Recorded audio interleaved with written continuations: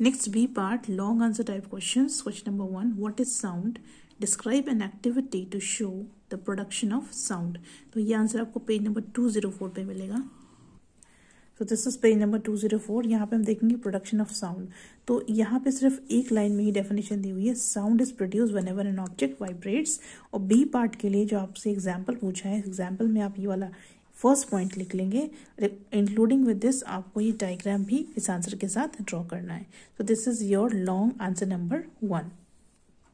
Question number 2, give few experimental evidences to support that sound is produced whenever an object starts vibrating. ये answer आपको page number 206 पे मिलेगा. This is page number 206. और यहाँ पे हम पॉइंट नंबर 3 लिखेंगे, पूरा कंप्लीट पॉइंट लिखेंगे आप. और इसके साथ आपको ये टॉट रबर बैंड का डायग्राम बनाना है. फिर इसके बाद आपको 6th पॉइंट इसी आंसर में लिखना है. 2 एग्जाम्पल आपसे पूछे हैं, ठीक है.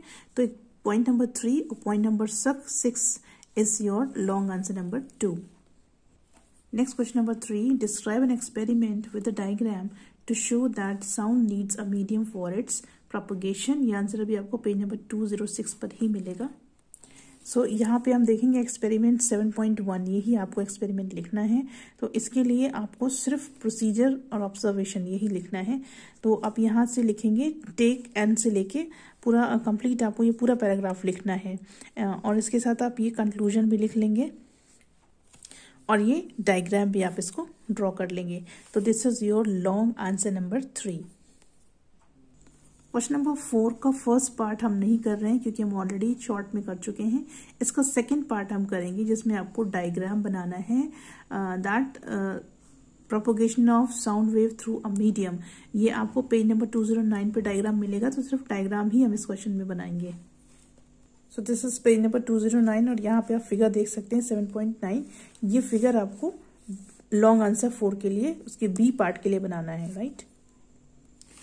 Question number 5 we are not doing क्योंकि हम इसको शॉर्ट के 12 में, देखिए 12 क्वेश्चन नंबर जो शॉर्ट का था उसमें हमने सेम यही क्वेश्चन किया, तो हम इसको रिपीट नहीं करेंगे.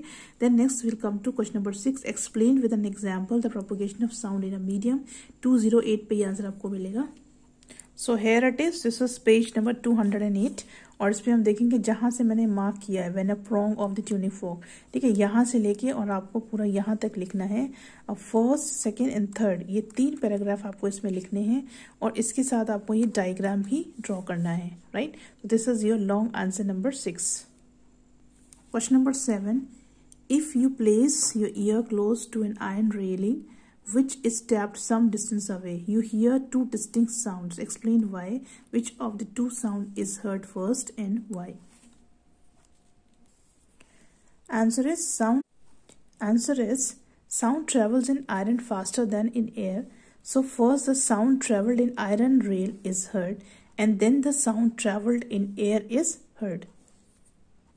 Question number 8, how do the following factors affect the speed of sound in air? A, frequency, B, temperature, C, pressure, D, moisture in air.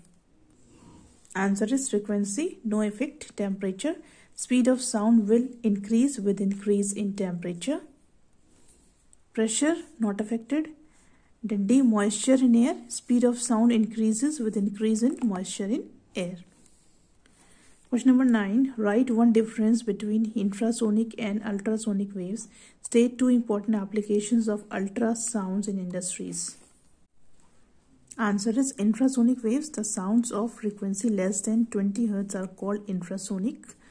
Ultrasonic waves, the sound of frequency above 2000 are called ultrasonic. It's not then, it's above 2000 are called ultrasonic. Ultrasonic sounds have a frequency above the upper limit of human hearing. Ultrasonic is used in many applications such as homogenizing, disintegration, degassing or cleaning. Question number 10, what is a sonar? How is it used to determine the depth of a sea at a given place? So this answer is given on page number 217. So this is page number 217. यहाँ पे आप 7 point देखेंगे सोनार का. यहाँ पे start करेंगे आप सोनार stands for से. और ये 2 लाइंस आप आपको लिखनी है। ये दोनों लाइंस लिखने के बाद आपको ये लास्ट पैराग्राफ पूरा लिखना है जिसमें 4 लाइंस है, और इसके साथ ही आपको ये फिगर भी ड्रॉ करना है। ठीक है, तो this is your answer number 10 long. Last question, question number 11, distinguish between ultrasonic and supersonic. B part, what are the values of speed of light and sound in air, give one important consequences. तो पहले हम first part का answer देख लेते हैं। Answer is ultrasonic, supersonic.